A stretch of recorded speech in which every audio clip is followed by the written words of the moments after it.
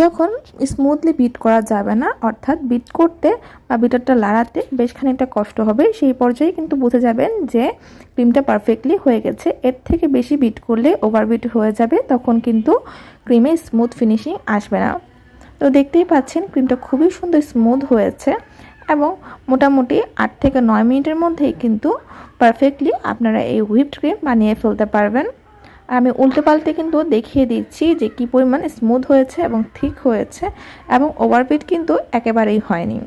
তো সব নিয়ম মেনে উইদাউট জেলিটিন পাউডার আপনারা কিন্তু এই পারফেক্টভাবে হুইপড ক্রিমটা বানিয়ে ফেলতে পারেন। সো ভালো লাগলে প্লিজ আমার চ্যানেলটা সাবস্ক্রাইব